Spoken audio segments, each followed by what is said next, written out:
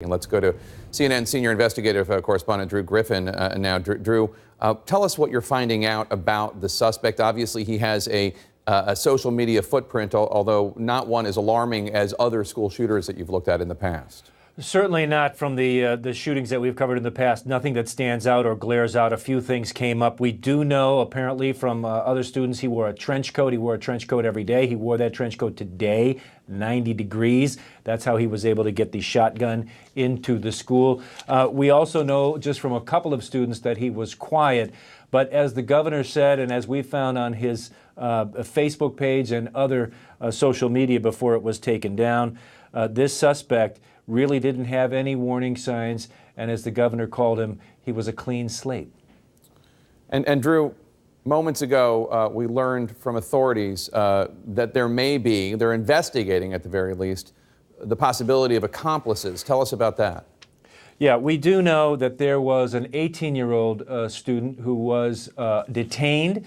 According to the governor, that student acted suspiciously or acted strangely at the school after the incident, was taken into custody, and then the governor referred to another suspect. Didn't give us any details on that, but it sounds like an investigative lead led them to that. One other thing the governor said in response to a question, Jake, no reason to suspect any person other than the suspect in custody was involved in making those bombs.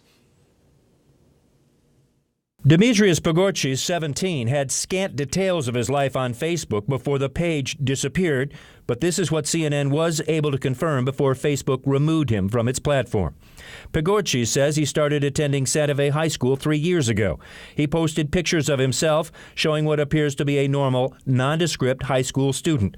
But on April 30th, less than a month ago, he also posted this, a custom black T-shirt that says, "Born to Kill." Indications are the shooter may have been wearing this T-shirt when he went to school this morning. Another post, a black duster jacket with Nazi, communist, fascist, and religious symbols. And under the name Kamikaze, Pogorchis posted 3 rap songs on YouTube. That is it. The rest, typical teen. A photo of him in a church group. Other photos showing an average American. On his Facebook page, he showed interest in joining the U.S. Marine Corps starting in 2019, he wrote. Before high school, he attended Santa Fe Junior High, where he was listed on the 6th grade honor roll. He was mentioned as a standout player on the school's JV football team a few years ago, but that is it. Law enforcement tells CNN at this point they have no reason to believe he was on anybody's radar, and so far there is no explanation for why he would have done this. Jake, we did check with the Marine Corps. They have no record this kid showed any interest to them in becoming a U.S. Marine. We know that this accused shooter posted this image, a T-shirt that read "Born to Kill." He also had Nazi images, a pin on his page, a hammer and sickle, and others.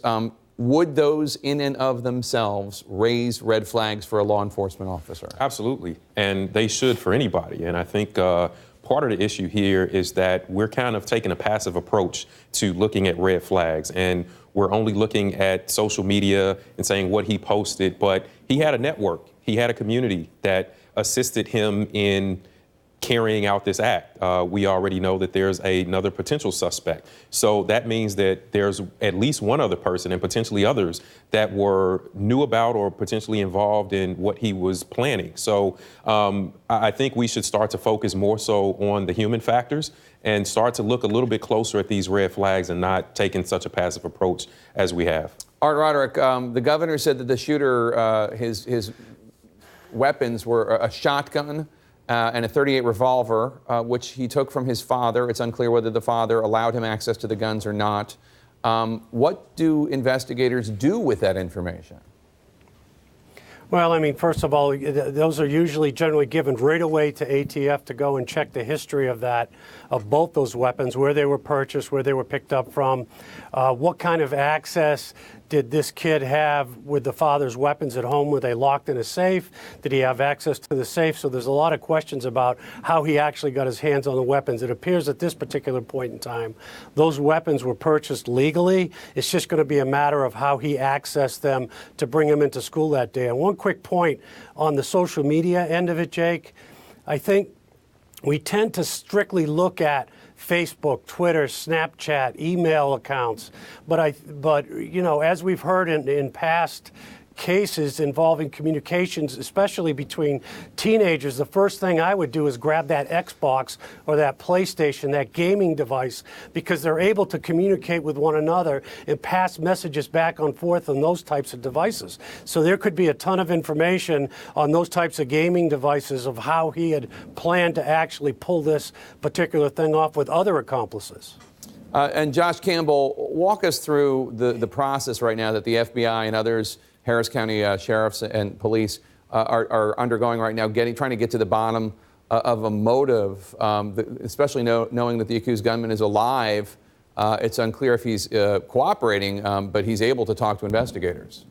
That's right. We have so many questions right now that we don't have answers to, which is the primary reason why I took great exception with respect to the governor coming out and saying that there were no red flags. It is too soon to tell whether there were red flags. We do not know. As law enforcement officers, this is a complex investigation. Not only do you have information you're getting from the subject as far as determining, you know, what he's actually telling you, but you're going to want to corroborate that through physical evidence, looking at his residence, going through looking at these devices. You're going to want to talk to those associates. You're going to want to talk to people who, you know, may have been in his orbit, who may have suspected, may have seen something, and provide that information. So to say now that, you know, there were no warning signs, there were no red flags is just completely premature.